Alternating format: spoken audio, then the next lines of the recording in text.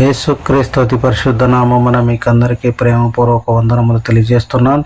ఈరోజు దేవుని వాగ్దానము 34వ కీర్తన 18వ వచనము ఈ విధంగా వ్రాయబడి ఉంది. విరిగిన హృదయము గల వారికి యెహోవా ఆసన్నుడు, నలిగిన మనస్సు గల వారిని ఆయన రక్షించును. మరలా ఒకసారి చదువుకుందామండి. విరిగిన హృదయము గల వారికి యెహోవా ఆసన్నుడు, నలిగిన మనస్సు గల వారిని ఆయన రక్షించును. ఇక్కడ వాగ్దానంలో ఏం తెలియజేస్తున్నాడంటే కీర్తనకారుడు, విరిగిన హృదయం గల వారికి యెహోవా ఆప్తుడుగా, ఆసన్నుడుగా, ఆశ్రయముగా కలిగి ఉంటారు అని తెలియజేస్తున్నాడు. అదేవిధంగా నలిగిన మనస్సు గల వారిని ఆయన రక్షించును. ఎవరైతే నలిగిన హృదయం కలిగి ఉంటారో వారిని యెహోవా ప్రభువారు మనల్ని రక్షించేవారిగా ఉంటాడు. ఏ విధంగా అంటే 9వ కీర్తన 9వ వచనంలో ఈ విధంగా వ్రాయబడింది. నలిగిన వారికి తాను మహాదుర్గమగును, నలిగిన వారికి తాను మహాదుర్గమగును, ఆపత్కాలములో వారికి మహాదుర్గమగును. నలిగిన వారికి మహాదుర్గంగా ఉంటాడు, ఆపత్కాలంలో వారికి మహాదుర్గం. దుర్గం అంటే ఒక కోట, ఒక దుర్గం అంటే ఒక కోట, ఒక ఆశ్రయం అన్నమాట, ఒక ఇల్లు. అటువంటి మహాదుర్గము, ఈ దుర్గాలు అనేటువంటి ఒక రక్షణ కోటగా ఉంటాయి. ఆ యొక్క ప్రజలను, ఒక రాజ్యంలోని ప్రజలను రక్షించే విధంగా ఉంటుంది. ఆపత్కాలంలో నుండి, ఆ యొక్క విపత్కర పరిస్థితుల నుండి, ప్రకృతి విపత్తుల పరిస్థితుల నుండి, ఆపత్కాలం నుండి, యుద్ధముల నుండి వారిని రక్షించేదిగా ఉంటుంది. అదే విధముగా కీర్తన 50వ కీర్తన 15వ చరణంలో ఈ విధంగా వ్రాయబడింది. ఆపత్కాలమున నీవు నన్ను గూర్చి మొరపెట్టుము, నేను నిన్ను విడిపించెదను, నీవు నన్ను మహిమపరచెదవు. ఆపత్కాలమున ఏ విధంగా ఉంటుందంటే నీవు నన్ను గూర్చి మొరపెట్టాలి. మనం ఏం చేస్తాం? ఆపత్కాలంలో ఆయన మహాదుర్గంగా ఉంటానన్నాడు, కానీ మనం ఏం చేయాలంటే ఆపత్కాలమున నీవు నన్ను గూర్చి మొరపెట్టుము, నేను నిన్ను విడిపించను. ఎప్పుడైతే మనం ఆపత్కాలమున ఆయనను మొరపెడతామో, అప్పుడు ఆయనకు మొరపెట్టినప్పుడు నేను నిన్ను విడిపించేదను అంటున్నాడు. ఎవరైతే ఆపత్కాలమున యెహోవా ప్రభువును గురించి మొరపెడతారో ఆయన ఆ యొక్క ఆపత్కాల విపత్కర సమస్యల నుండి విడుదల కలగజేసేవాడుగా ఉన్నాడు. కాబట్టి మనం మొరపెట్టేవారుగా ఉండాలి, ఆయన ఆలకించేవాడుగా ఉన్నాడు. అంత మాత్రమే కాదు, మనల్ని ఆ యొక్క విపత్కర పరిస్థితులు, ఆ యొక్క శ్రమల నుండి, ఆ యొక్క నలిగిన హృదయం నుండి, కుంగిన నేల నుండి, కృంగిన పరిస్థితి నుండి, ఆ యొక్క ఏమి చేయలేని పరిస్థితిలో, దీనావస్థలో, ఎవరు నిన్ను లేవనెత్తలేని పరిస్థితుల్లో, ఆ యొక్క దీనావస్థ అంటే మరీ కృంగి నశించి పోతున్నటువంటి ఆ సమయంలో, నీ యొక్క పరిస్థితులు విపరీతంగా దారుణమైన పరిస్థితులు, దిగజారిన పరిస్థితులు ఉన్నప్పుడు ఆయన ఆపత్కాలమున అటువంటి పరిస్థితుల్లో మనము యెహోవా ప్రభువారిని, యేసు ప్రభువారిని మనకు మొరపెట్టాలి, జ్ఞాపకం చేసుకోవాలి, ఆయనకు మొరపెట్టాలి. అప్పుడు ఆయన నిన్ను మనందరినీ విడిపించేవాడుగా ఉన్నాడని ఈ యొక్క కీర్తనకారుడు 50వ కీర్తన 15వ చరణంలో రాయబడింది. అదేవిధంగా 51వ కీర్తన 17వ చరణంలో ఏం రాయబడిందంటే, విరిగి నలిగిన మనస్సే దేవునికి ఇష్టమైన బలులు. విరిగి నలిగిన మనస్సే దేవునికి ఇష్టమైన బలులు. దేవా, విరిగి నలిగిన హృదయమును నీవు అలక్ష్యము చేయవు.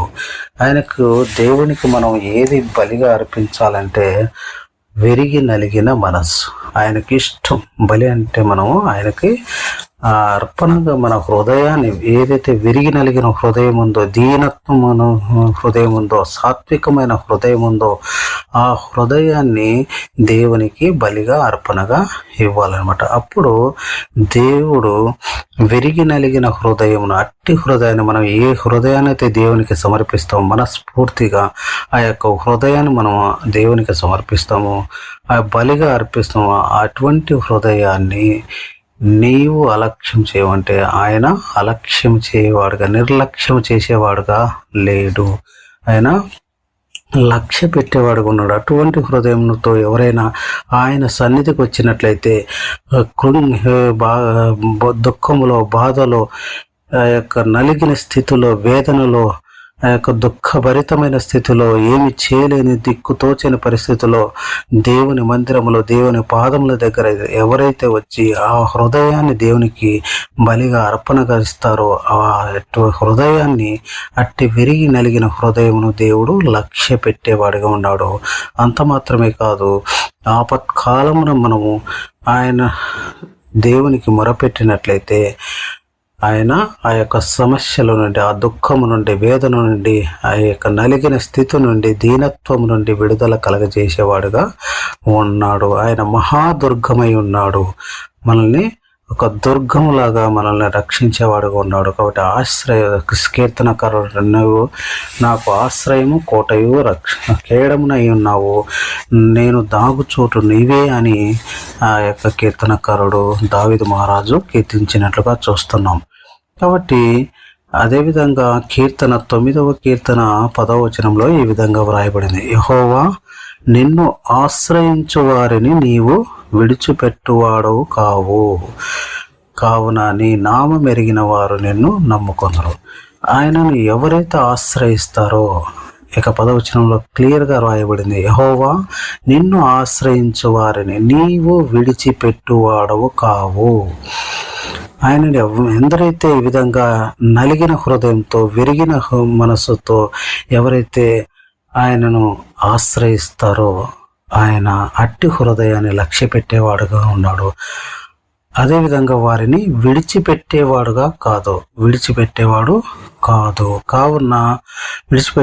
కాదు. ఆ యొక్క శ్రమల నుండి, దుఃఖం నుండి, వేదన నుండి ఆయన విమోచించేవాడు. కావున నీ నామం ఎరిగిన వారు నిన్ను నమ్ముకుందరు. ఎవరైతే ఆయన నామాన్ని ఎరిగి ఉన్నారో వారు ఆయన్ను నమ్ముకుంటారు, విశ్వసిస్తారు. కాబట్టి ప్రియులారా, ఈ యొక్క వాగ్దానము కీర్తన 34వ కీర్తన 18వ వచనంలో చెప్పబడినట్లుగా, విరిగిన హృదయము గల వారికి యెహోవా ఆసన్నుడు, నలిగిన మనస్సు గల వారిని ఆయన రక్షించును. ఈ యొక్క వాగ్దానాన్ని మనం ఎత్తిపెట్టి మన యొక్క జీవితాల్లో మనం కృంగిన స్థితిలో, నలిగిన స్థితిలో, దీనత్వంలో ఉన్నటువంటి స్థితిలో, దుఃఖములో, బాధలో, వేదనలు గుండా వెళ్తున్నప్పుడు, ఆపత్కాలంలో ఆయనకు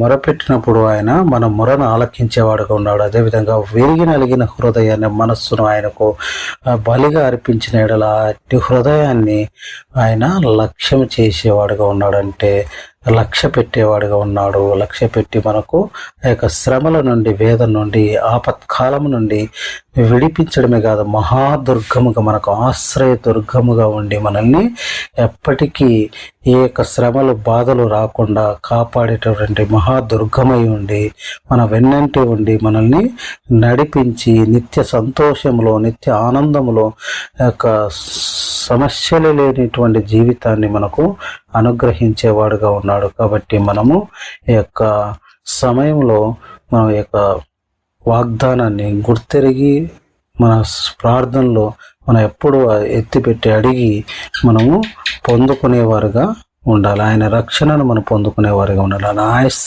ఆశ్రయాన్ని మనం పొందుకునేవారిగా ఉండాలి. సుఖ సంతోషాలతో మనము ఆశ్రయ దుర్గములో తండ్రి చేరి మనం సంతోషకరమైన జీవితాన్ని మనం గడిపేవారిగా ఉండి మనం సురక్షితమైన జీవితాన్ని కలిగి ఉండి జీవించే జీవితాన్ని మనకు దేవుడు అట్టి కృపను దయచేయునుగాక. ఈ సమయంలో మీ కొరకు ప్రార్థన చేస్తున్న కృపా కనికరం గల మహామిక్కిలి ప్రేమ గల మా పరలోక తండ్రి, నీ ఘనమైన పాదం బట్టి వందనములు, స్తుతులు, స్తోత్రములు నాయన.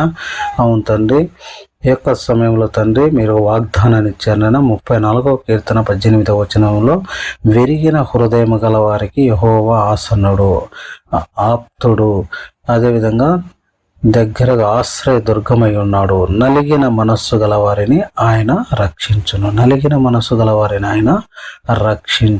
కాబట్టి మేము ఏదైతే హృదయాన్ని కలిగి ఉన్నామో ఆ యొక్క దీనత్వం నుండి, ఆ యొక్క ఆపత్కాల సమయంలో మొరపెట్టినప్పుడు ఆ యొక్క హృదయాన్ని మీరు లక్ష్య పెట్టి మా యొక్క సమస్యల నుండి, దుఃఖమును నుండి మమ్మలను విడుదల కలగజేసి సంతోషగానంతో మమ్మల్ని జీవించే విధంగా మీరు మారుస్తారని, మీరు ఎన్నటికీ మిమ్మల్ని ఆశ్రయించు వారిని ఎన్నటికీ విడిచిపెట్టేవారు కాదు.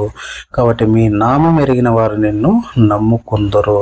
మిమ్మల్ని నమ్ముకొని మీ ఆశ్రయ దుర్గముగా సురక్షితమైనటువంటి జీవితాన్ని కలిగి జీవించుటకు, ఆత్మీయ జీవితాన్ని కలిగి జీవించుటకు మీ కృపను అనుగ్రహించమని, మా ప్రియుల్లో ప్రతి ఒక్కరికి అట్టి సమాధానాన్ని, సంతోషాన్ని దయచేయమని, విరిగి నలిగిన హృదయాలను తృప్తిపరచమని, ఓదార్చమని, ఆ యొక్క సమస్యల సుడిగుండం నుండి విడుదల కలగజేసి వారిని నెమ్మది కలగజేసి, అవునైనా మీ ఆశ్రయ దుర్గము తండ్రి వారికి రక్షణగా, కేడముగా వారికి కలగజేసి, అవునైనా వారు అందులో నుండి బయటపడి తండ్రి మీకు సాక్ష్యం చెప్పుటకు మీ కృపను అనుగ్రహిస్తారు నమ్ముతూ, విశ్వసిస్తూ ఆ యొక్క సమయంలో తండ్రి త్వరలో రానటువంటి యేసుక్రీస్తు అతి పరిశుద్ధ నామమున ప్రార్థన చేసి అడిగి పెడుకుంటున్నాం మా పరమ తండ్రి.